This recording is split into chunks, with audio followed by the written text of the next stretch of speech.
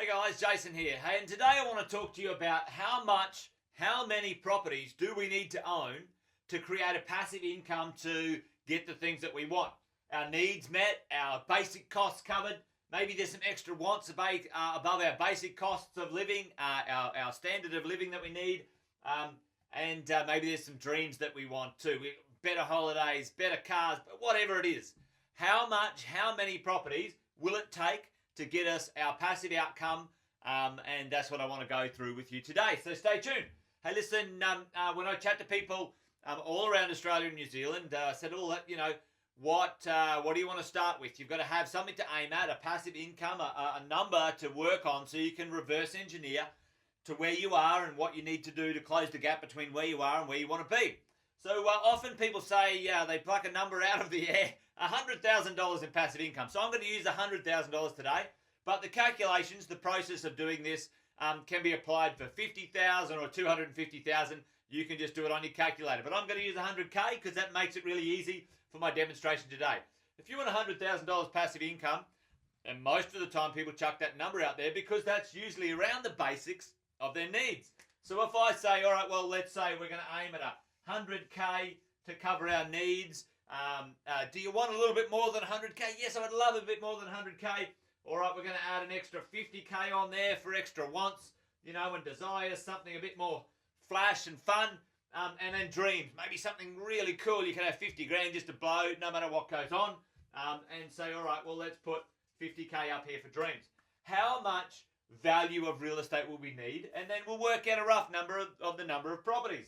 So let's go ahead and have a look at that. And I'm going to use today a 5% return. You can use a 3% or a 10%, whatever you want to do. But the return then obviously equals the amount of properties that we need to own.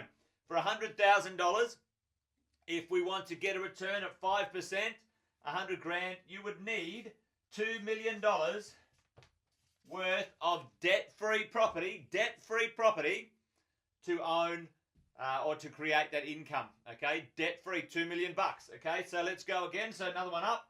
If we wanted to go from 100, so to 150,000, we would need 3 million, okay? Debt-free, by the way.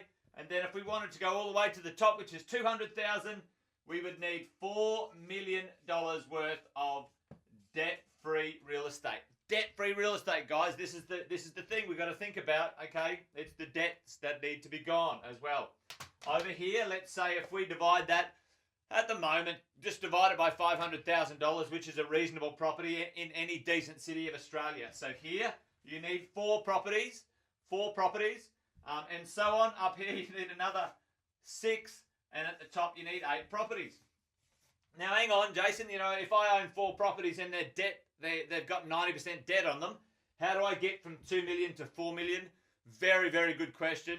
The answer is when you purchase $2 million worth of real estate, you want those properties to grow in value over a 10 to 15 year period.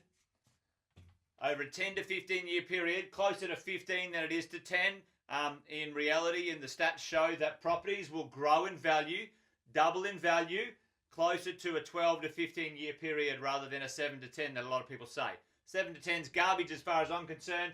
If you plan for 15 years, your property's doubling in value. You buy them now, you've got a 15 year period where they get to 4 million. If you purchase them for 2 million, by the time they get to 4, you're going to have $2 million worth of debt-free real estate.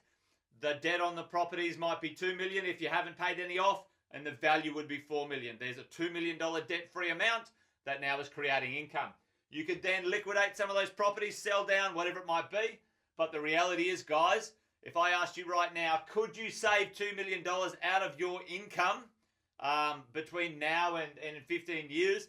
And resoundingly, when I've ever asked that question, the answer is absolutely not a chance in buggery.